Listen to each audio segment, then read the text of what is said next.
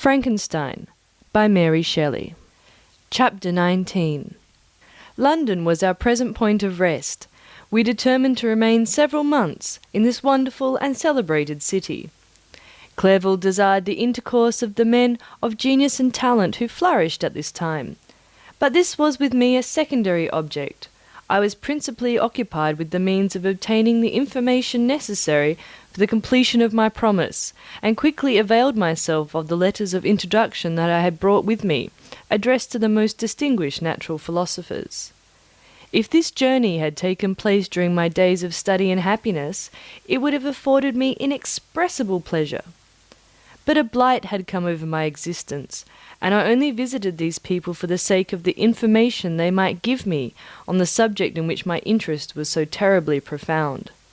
Company was irksome to me. When alone, I could fill my mind with the sights of heaven and earth.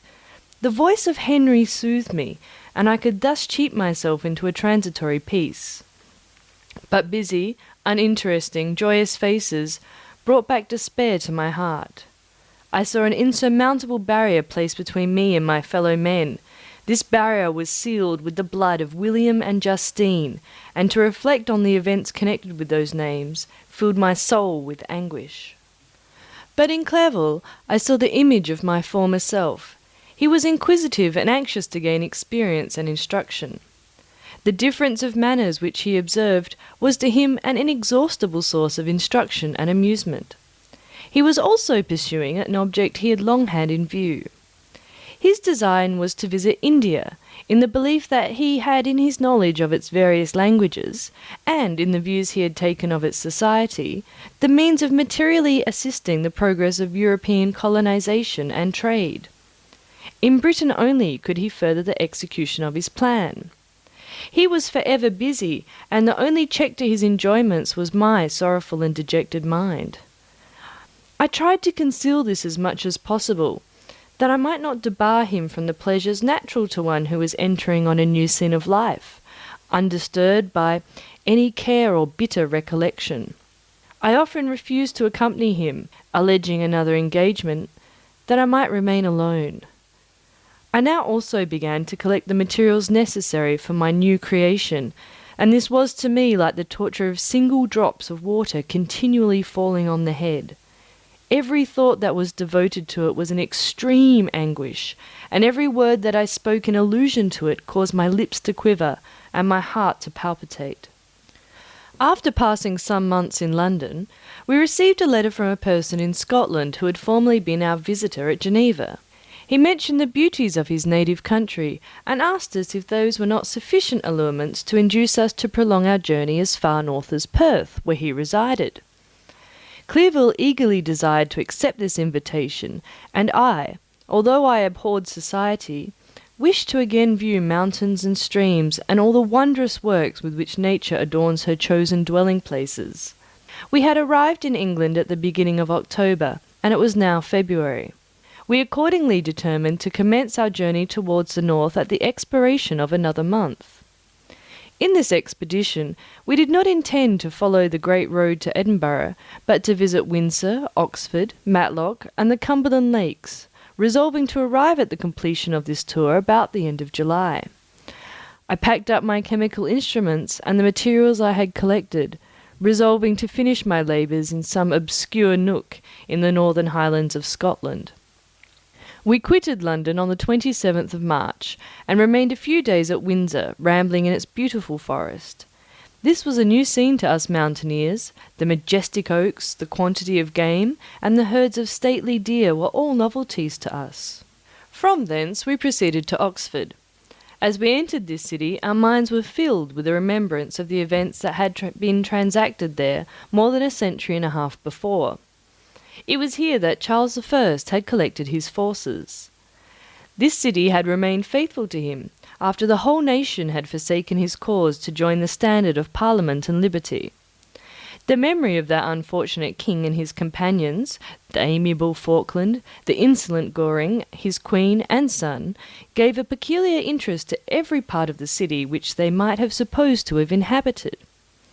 The spirit of elder days found a dwelling here, and we delighted to trace its footsteps. If these feelings had not found an imaginary gratification, the appearance of the city had yet in itself sufficient beauty to obtain our admiration. The colleges are ancient and picturesque, the streets are almost magnificent, and the lovely Isis, which flows beside it through meadows of exquisite verdure, is spread forth into a placid expanse of waters, which reflects its majestic assemblage of towers and spires and domes embosomed among aged trees.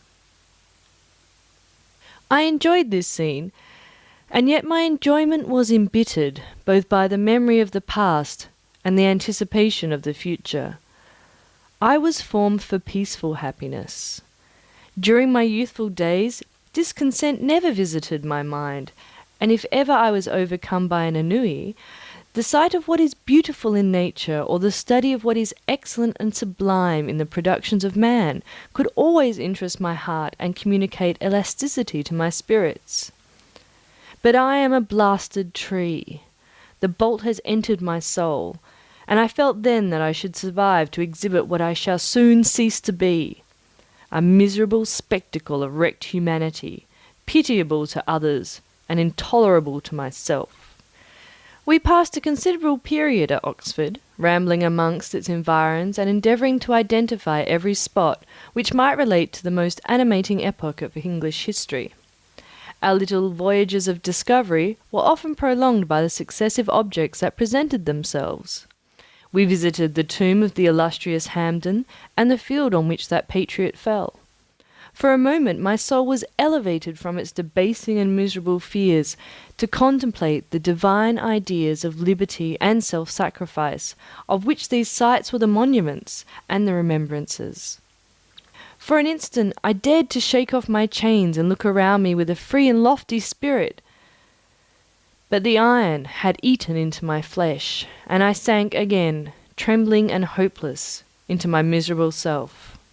We left Oxford with regret, and proceeded to Matlock, which was our next place of rest. The country in the neighbourhood of this village resembled, to a greater degree, the scenery of Switzerland, but everything is on a lower scale, and the green hills want the crown of distant white Alps, which always attend on the piney mountains of my native country. We visited the wondrous cave and the little cabinets of natural history, where the curiosities are disposed in the same manner as in the collections at Servox and Chamonix. The latter name made me tremble when pronounced by Henry, and I hastened to quit Matlock, with which that terrible scene was thus associated. From Derby, still journeying northwards, we passed 2 months in Cumberland and Westmoreland. I can now almost fancy myself amongst the Swiss mountains. The little patches of snow which yet lingered on the northern sides of the mountains, the lakes, and the dashing of the rocking streams were all familiar and dear sights to me. Here also we made some acquaintances who almost contrived to cheat me into happiness. The delight of Clerval was proportionably greater than mine. His mind expanded in the company of men of talent, and he found in his own nature greater capacities and resources than he could have ever imagined himself to have possessed while he associated with his inferiors. I could pass my life here, he said to me, and among these mountains I should scarcely regret Switzerland and the Rhine. But he found that a traveller's life is one that includes much pain amidst its enjoyments. His feelings are forever on the stretch, and when he begins to sink into repose, he finds himself obliged to quit that on which he rests in pleasure for something new, which again engages his attention, and which he also forsakes for other novelties. We had scarcely visited the various lakes of Cumberland and Westmoreland, and conceived an affection for some of the inhabitants, when the period of our appointment with our Scotch friend approached, and we left them to travel on. For my own part, I was not sorry. I had now neglected my promise for some time, and I feared the effects of the demon's disappointment. He might remain in Switzerland and wreak his vengeance on my relatives. This idea pursued me and tormented me at every moment from which I might otherwise have snatched repose and peace. I waited for my letters with feverish impatience, If they were delayed, I was miserable and overcome by 1,000 fears, and when they arrived and I saw the superscription of Elizabeth or my father, I hardly dared to read and ascertain my fate. Sometimes I thought that the fiend followed me, and might expedite my remissness by murdering my companion. When these thoughts possessed me, I would not quit Henry for a moment, but followed him as his shadow, to protect him from the fancied rage of his destroyer. I felt as if I had committed some great crime, the consciousness of which haunted me.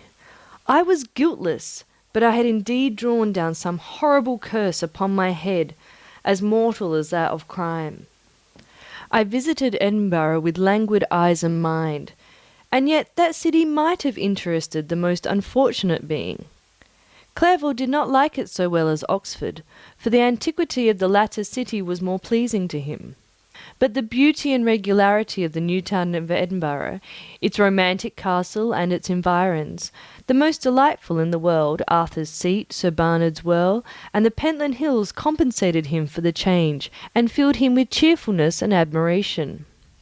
But I was impatient to arrive at the termination of my journey. We left Edinburgh in a week, passing through Coupar, St. Andrews, and along the banks of the Tay to Perth, where our friend greeted us. But I was in no mood to laugh and talk with strangers, or enter into their feelings or plans with the good humour expected from a guest, and accordingly I told Clerval that I wished to make the tour of Scotland alone. "Do you," said I, "enjoy yourself, and let this be our rendezvous. I may be absent a month or two, but do not interfere with my motions, I entreat you. Leave me to peace and solitude for a short time, and when I return, I hope it will be with a lighter heart, more congenial to your own temper." Henry wished to dissuade me, but seeing me bent on this plan, ceased to remonstrate. He entreated me to write often. "I had rather be with you," he said, "in your solitary rambles than with these Scotch people whom I do not know.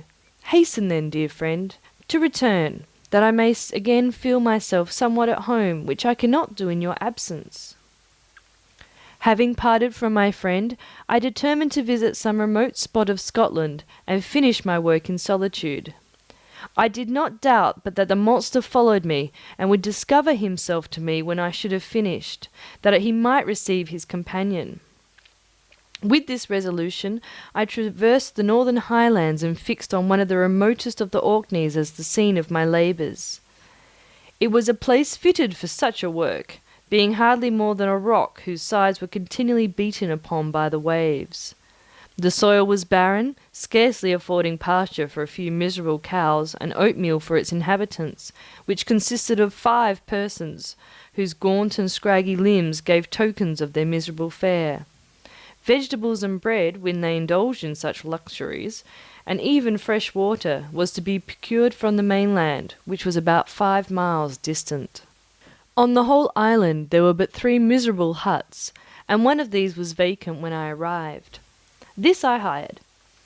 It contained but 2 rooms, and these exhibited all the squalidness of the most miserable penury. The thatch had fallen in, the walls were unplastered, and the door was off its hinges.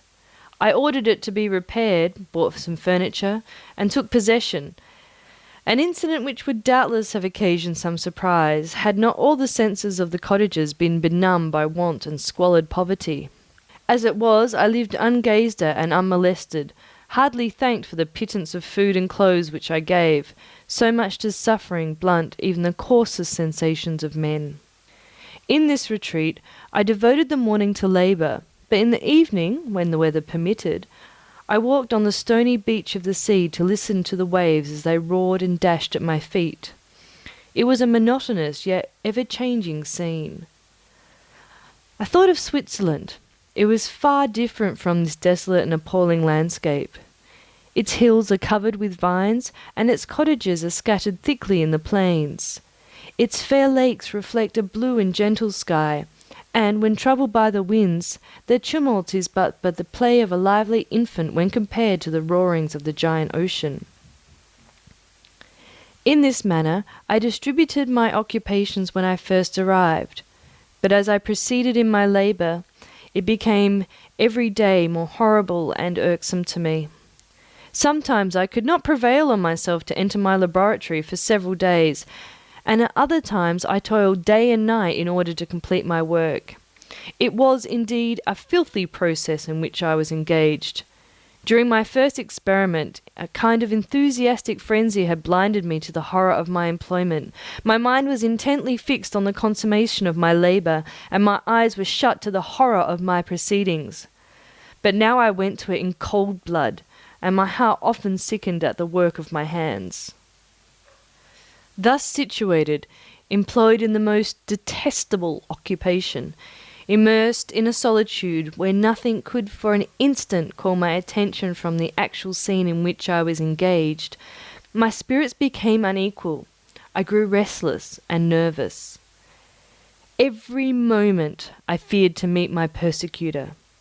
Sometimes I sat with my eyes fixed on the ground, fearing to raise them lest they should encounter the object which I so much dreaded to behold.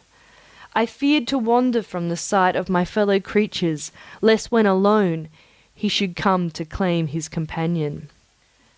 In the meantime I worked on, and my labour was already considerably advanced. I looked towards its completion with a tremulous and eager hope, which I dared not trust myself to question, but which was intermixed with obscure forebodings of evil that made my heart sicken in my bosom.